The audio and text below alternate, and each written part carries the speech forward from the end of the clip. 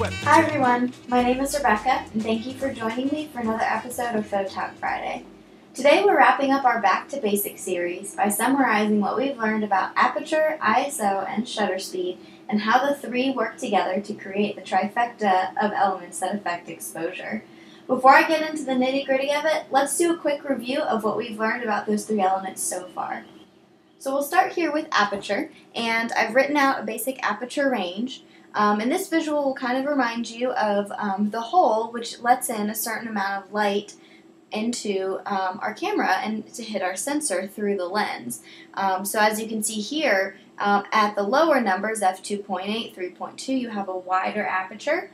And as you go up the scale, the hole gets smaller. What that means, to summarize, is basically that the wider your aperture, or the smaller the number, the more light you're letting in. The narrower or the smaller the aperture and the higher the number is, the less light you're letting in. Similarly, we'll do a shutter speed range, same sort of thing, a 30th of a second, a 40th of a second, going up the scale.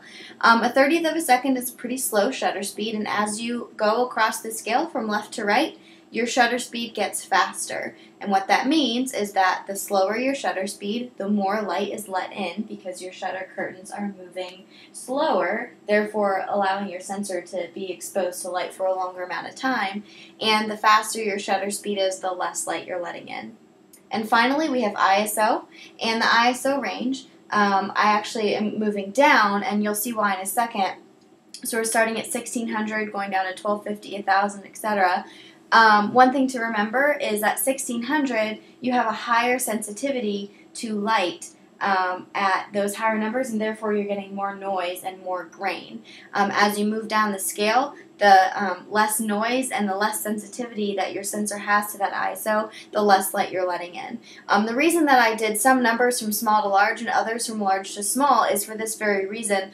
All three of those diagrams are from left to right, more light to less light. It's one of those things that can be pretty confusing because there's a lot of inverse relationships. Numbers that are going up necessarily don't mean faster or bigger or greater. So that's why it's really important to understand all three of these elements individually, and then you can start to see how the three of them work together.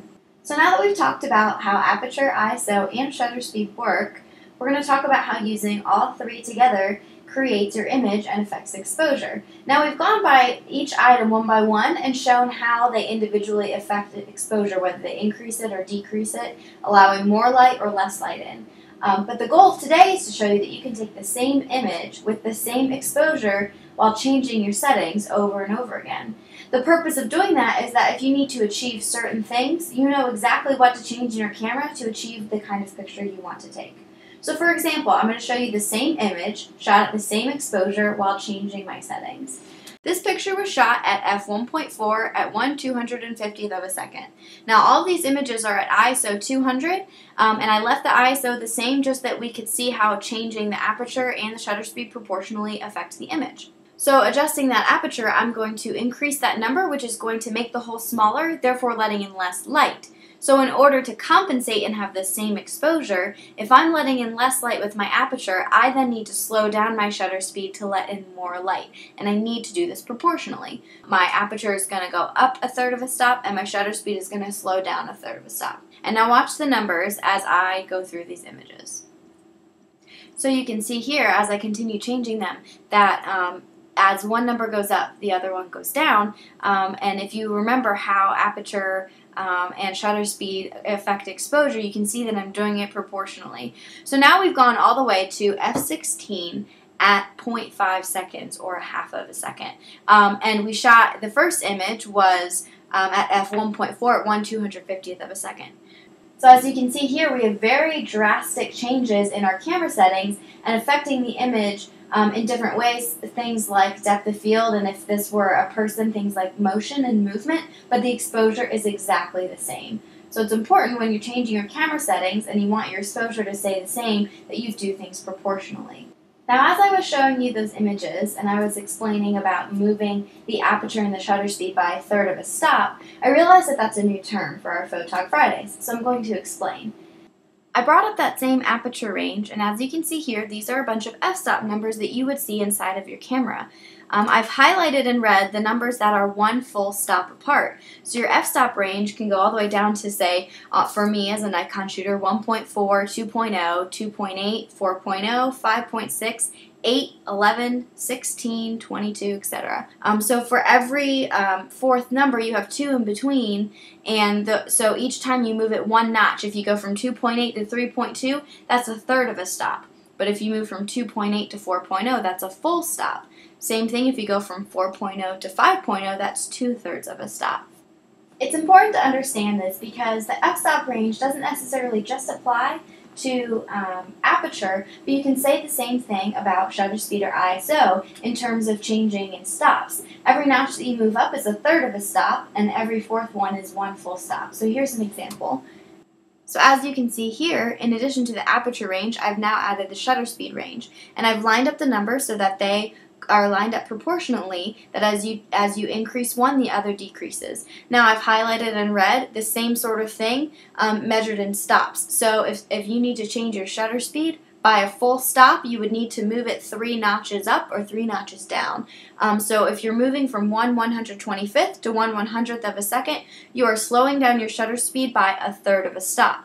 But if you move it from 1/125th of a second to 1/60th of a second, that is a full stop. These same concepts apply for ISO as well. So I made a diagram here, and similarly to before, we have our aperture range with our one-stop measurements in red, and we have an ISO range that is corresponding accordingly. So as we go up the scale on the aperture range and we let in less light, we're increasing from left to right, increasing that ISO number, letting in more light. So these numbers would be a way that you would change proportionately. Now I've highlighted in red, same sort of thing. Where you have your full stop range versus your third stop range. So I have the same picture of the shoes, except this time what I did is I left my aperture the same at 1.4, and as I brought my ISO up, letting in more light, I also made my shutter speed faster to let in less light. So just to review again, when one goes up, letting in more light, you want the other one to go down, letting in less light to have the same exposure. So this image here, I shot at ISO 200 at 1/250th of a second, and then I went up on the one-stop range, so ISO 400, 1/500th of a second, ISO 800, 1/1000th of a second, ISO 1600, 1/2000th, etc., etc. I know that today's video was very technical, and so hopefully I didn't lose you in the process, but I hope that this was a good visualization for how all 3 of these settings work together.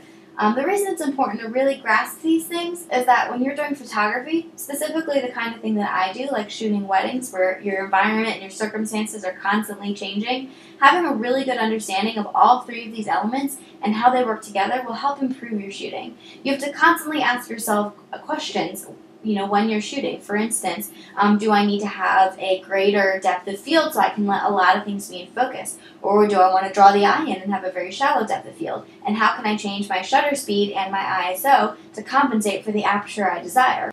For next week's Fotog Friday, since today we've wrapped up Back to Basics, I'm going to do a Q&A video. It doesn't have to be about Back to Basics. It can be about anything that you want to know, and I will do the best of my ability to answer your questions. So you can leave a comment at the end of this video, or you can tweet me at Rebekah Hoyt and hashtag Fotog Friday, or you can send me an email at Rebekah@RebekahHoyt.com, and I'd be more than happy to answer your questions in next week's video. This will also be a great way for me to see what types of things you're interested in learning and give me ideas for future mini-series within the Fotog Friday video blogs. I really appreciate you watching. I'm really glad that we've started this process together. I'm hoping that you're enjoying it and that you're learning something. As I said before, I'm no expert, but I love sharing what I know, and I'm hoping that it can help someone out there improve their photography skills. But until next time, I hope you have a wonderful Friday and a fantastic weekend. Don't sweat the technique.